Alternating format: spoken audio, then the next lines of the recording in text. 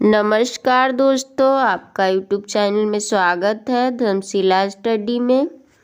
आज हम लोग फिजिक्स पढ़ेंगे। लाइट रिफ्लेक्शन एंड रिफ्रैक्शन, प्रकाश परावर्तन और अपवर्तन फिजिक्स के 50 most important objective question answer है। क्वेश्चन नंबर पहला है, स्पेक्ट्रम प्राप्त करने के लिए किसका उपयोग होता है? कांच की सिल्ली, अवतल दर्पण, उत्तल लेंस, प्रिज्म। तो इसका राइट आंसर क्या हो जाएगा? तो option D is right answer हो जाएगा, प्रिज्म। क्या हो जाएगा? Option D is right answer. Video को लास्ट तक जरूर देखें। खतरे का संकेत होता है लाल रंग का, पीले रंग का, बैगनी रंग का, नीला रंग का। तो इसका राइट आंसर क्या हो जाएगा? कैसा होता है? तो लाल रंग का। खतरे का संकेत लाल रंग का होता है। Option A is right answer.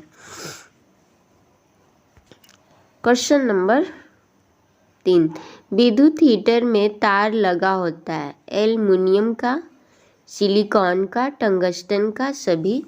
तो किसका लगा होता है विद्युत हीटर में तार? तो इसका राइट आंसर क्या हो जाएगा?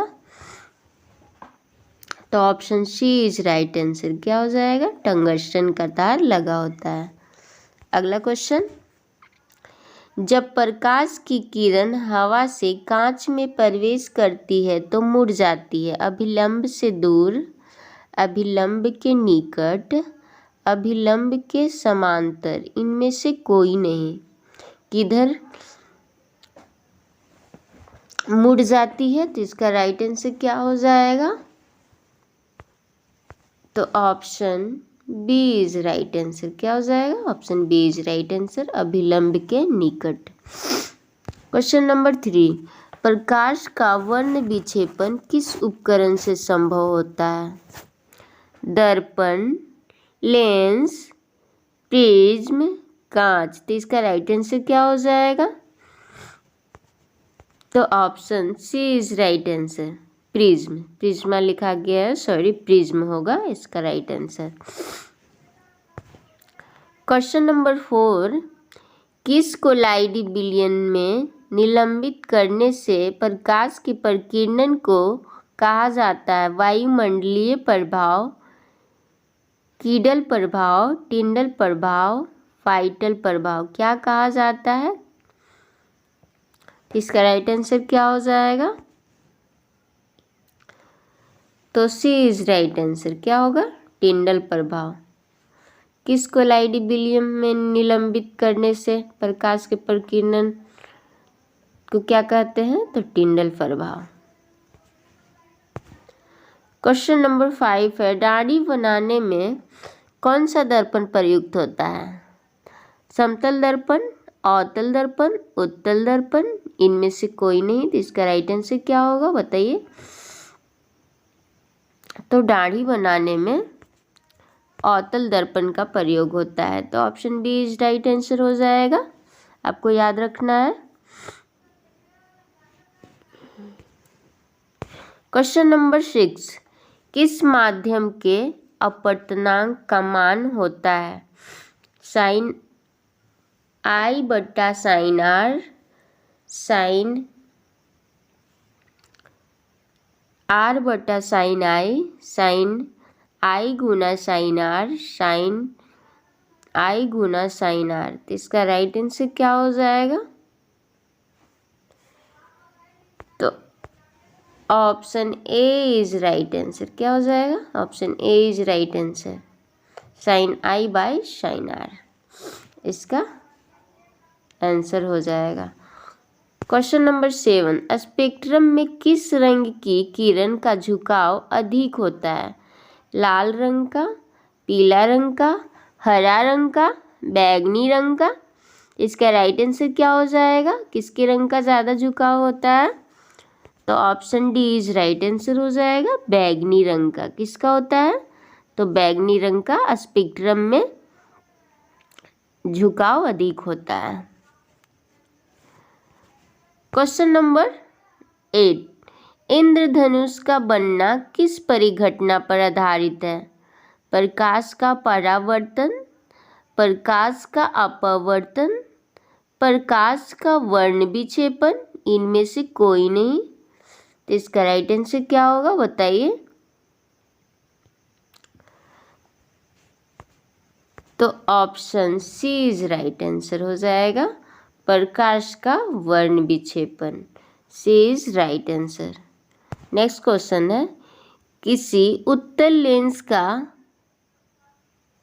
अक्षांतर 50 सेमी है तो उसकी क्षमता होगी, कितना होगी उसकी क्षमता? तो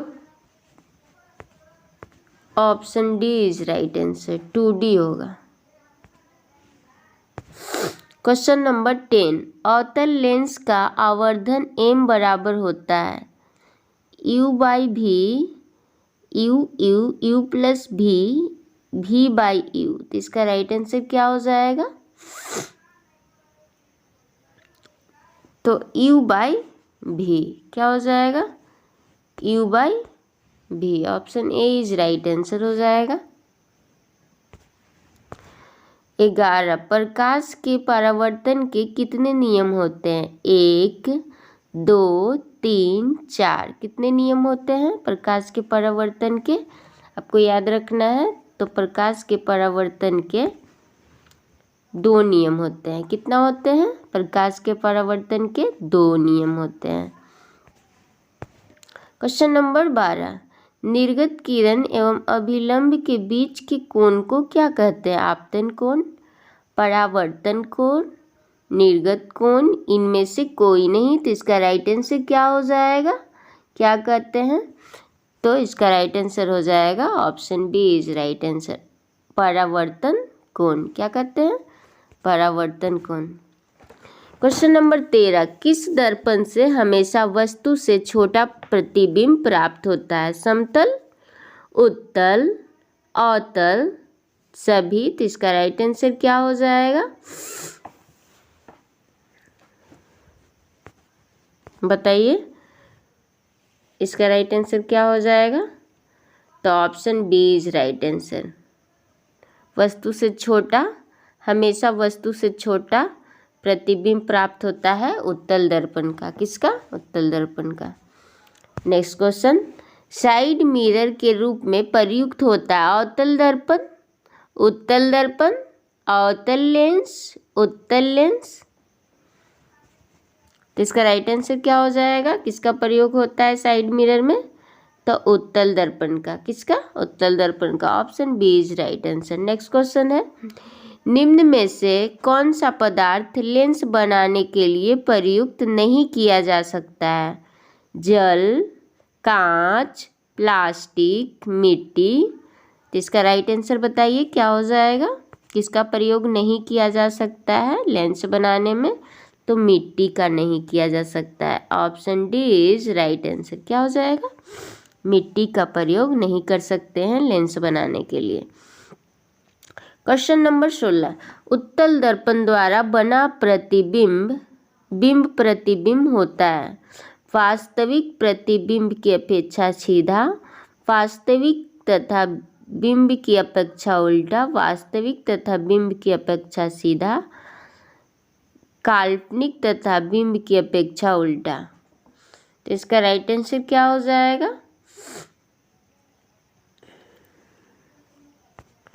तो option C is right answer हो जाएगा, वास्तविक तथा बिंब की अपेक्षा सीधा। उत्तल दर्पण द्वारा बना प्रतिबिंब होता है उल्टा, सीधा एवं बड़ा, उल्टा एवं बड़ा, सीधा एवं छोटा। कैसा होता है? तो सीधा एवं छोटा।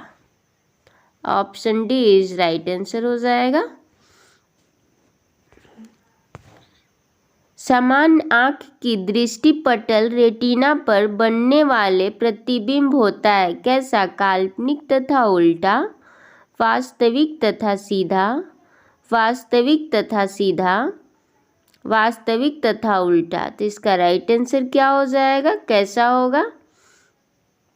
तो वास्तविक तथा कैसा हो जाएगा बताइए, वास्तविक तथा सीधा। Option C is right answer हो जाएगा। मानव नेत्र द्वारा बने प्रतिबिंब के लिए पर्दे का कार्य करता है क्या? कॉर्टिन या पुतली, पारितारिका, दृष्टिपटल, क्या कार्य करता है? तो इसका राइट आंसर क्या हो जाएगा? तो option D is right answer, दृष्टिपटल। वीडियो को लास्ट तक ज़रूर देखें। वीडियो अच्छा लगे तो सब्सक्राइब कर लीजिएगा मेरे चैनल को। सब सब्जेक्ट से आपको जीके देखने को मिलेगा। 10 क्लास के लिए मोस्ट इम्पोर्टेंट जीके है ऑब्जेक्टिव फिजिक्स का। एक उत्तल लेंस होता है सभी जगह समान मोटाई, बीच की अपेक्षा किनारों पर मोटा, किनारों की अपेक्षा बीच में मोटा, इनमें से कोई नहीं। क्या होगा? तो इसका राइट आंसर क्या हो जाएगा? कैसा होता है एक उत्तल लेंस? आपको बताना है कैसा होता है। तो option C is right answer हो जाएगा, किनारों की अपेक्षा बीच में मोटा होता है। कौन? उत्तल लेंस। जो मोटा होता है उत्तल लेंस, जो पतला होता है वो अवतल लेंस।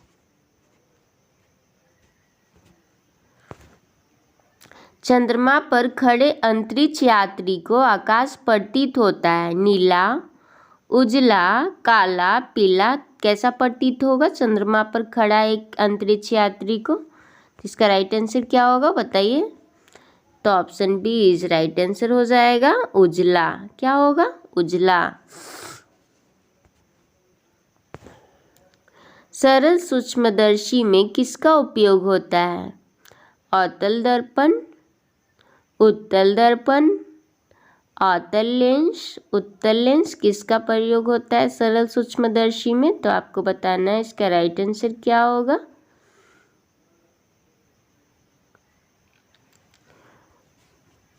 तो option D is right answer हो जाएगा, उत्तल लेंस। क्या हो जाएगा? उत्तल लेंस। जो नेत्र निकट स्थित वस्तु को साफ नहीं देख सकता है उस नेत्र में होता है दूरदृष्टि दोष, निकट दृष्टि दोष, जरा दृष्टि दोष, वंध्याता। क्या होता है? जो निकट की वस्तु को साफ नहीं देख सकता है उसे क्या कहते हैं? तो इसका राइट आंसर क्या होगा बताइए। तो option A is right answer हो जाएगा, दूरदृष्टि दोष कहते हैं। क्या कहते हैं? दूरदृष्टि दोष। निकट दृष्टि दोष वाले मनुष्य के चश्मे में कौन सा लेंस होता है?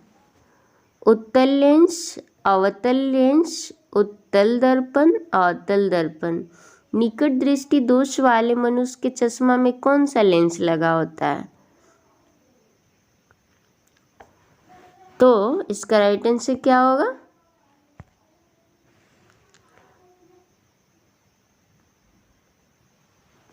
तो option B is right answer, अवतल लेंस। कैसा लगा होता है? अवतल लेंस।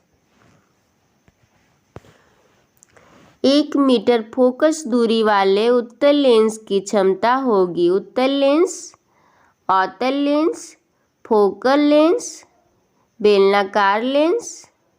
तो इसका राइट आंसर क्या हो जाएगा?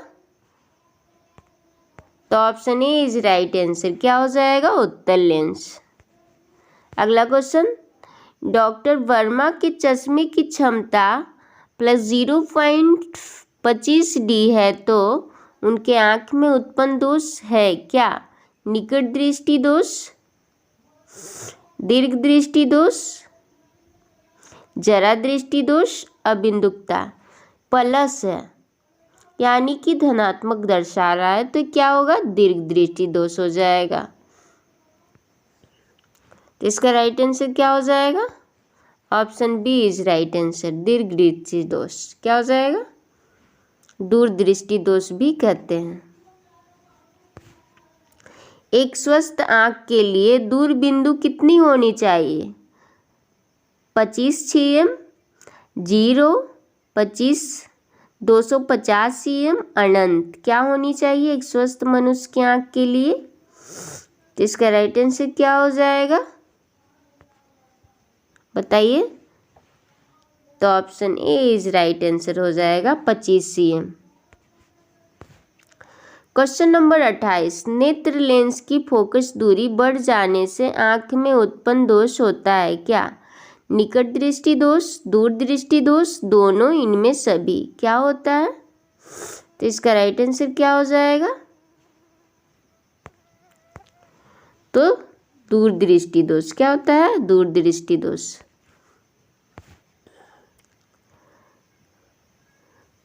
टू डी क्षमता वाले लेंस का फोकसांतर होता है 40 सेमी, 30 सेमी, 40 सेमी, 50 सेमी। तो इसका राइट आंसर क्या होगा? तो option D is right answer.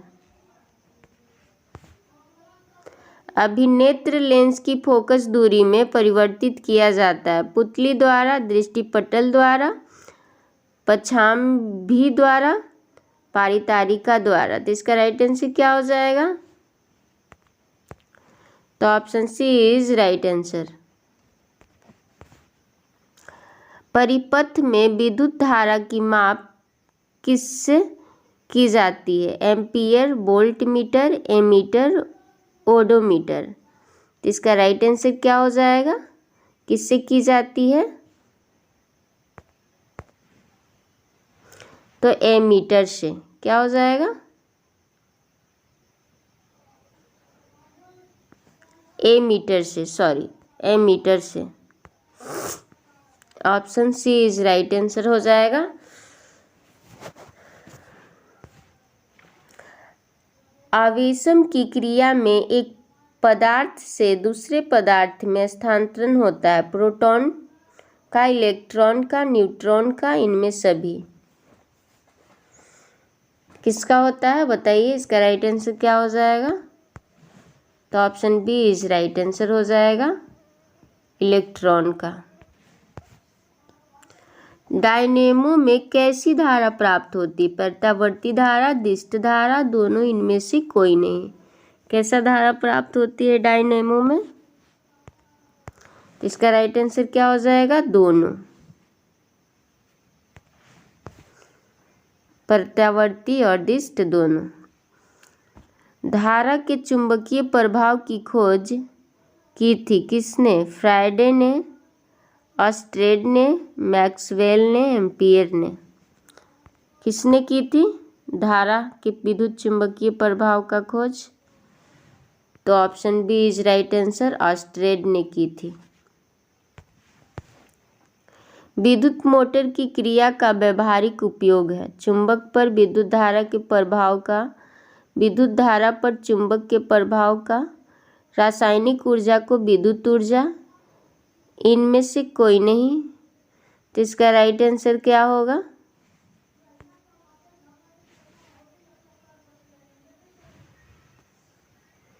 तो option B is right answer. क्या हो जाएगा? विद्युत धारा पर चुंबक के प्रभाव का। फ्लेमिंग का वाम हस्त नियम प्रदर्शित है। अंगूठा प्रदर्शित करता है प्रेरित धारा की दिशा, धारावाही चालक पर लगे बल की दिशा, चुंबकीय प्रेरण सदिश की दिशा, इनमें से कोई नहीं। क्या हो जाएगा? किस पे आधारित है? तो चुंबकीय प्रेरण सदिश की दिशा, धारावाही चालक पर लगे दिशा। Option B is right answer हो जाएगा। क्या हो जाएगा? Option B is right answer. ऊर्जा का गैर प्रारंभिक स्रोत है कोयला, पेट्रोलियम, पवन ऊर्जा, विद्युत ऊर्जा।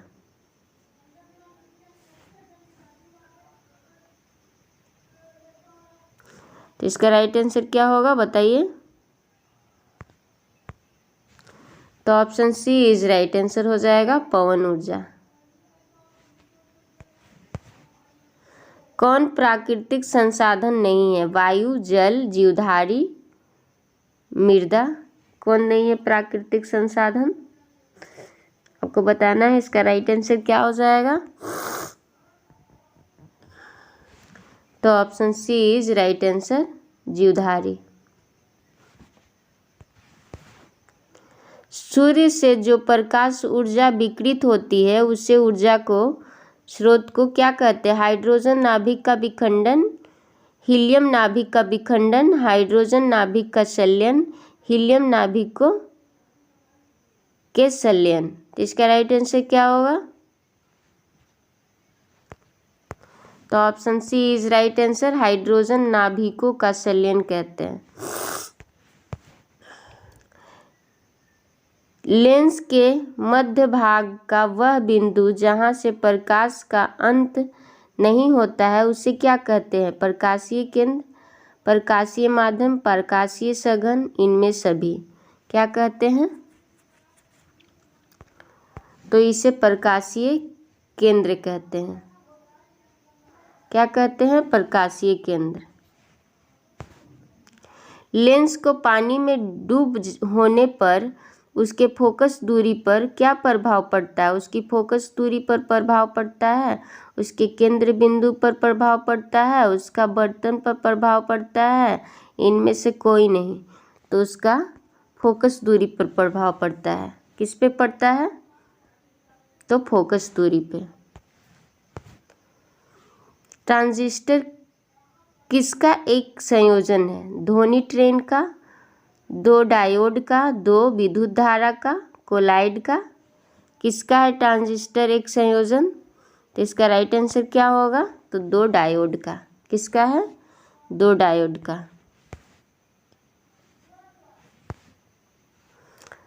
प्रकाश तरंगे होती है अनुदैर्घ्य, अनुप्रस्थ तरंग, दोनों, कोई नहीं। कैसी होती है प्रकाश तरंगे?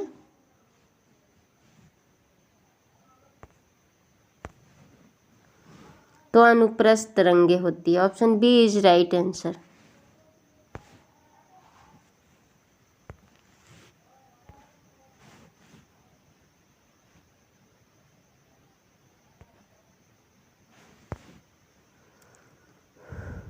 माध्यम के तापमान में वृद्धि के साथ प्रकाश की गति होती है, बढ़ती है, घटती है, शून्य होती है, सभी। तो इसका राइट आंसर क्या होगा? क्या होती है? तो बढ़ती है। Option A is right answer.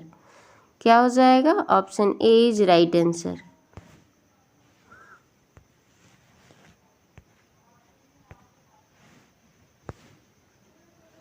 वैद्युत अपघटन संबंधित नियम को किसने प्रतिपादित किया? कॉपरनिकस, फंक्शन, थॉमसन, फैराडे ने। तो इसका राइट आंसर क्या हो जाएगा?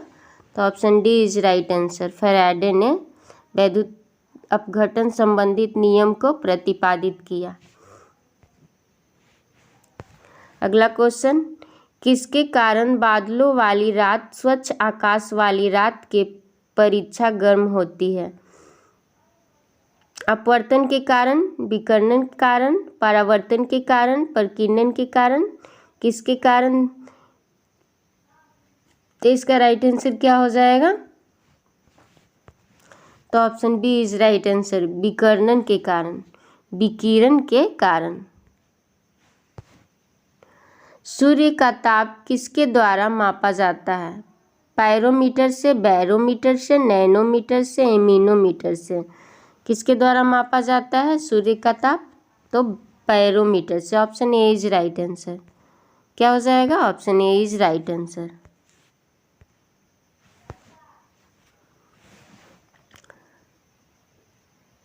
आवाहन घंटी कॉलिंग बेल में किसका प्रयोग करते हैं? विद्युत वाहक, विद्युत चुंबक, विद्युत करंट, सभी। किसका प्रयोग करते हैं? तो विद्युत चुंबक का प्रयोग करते हैं कॉलिंग बेल घंटी में।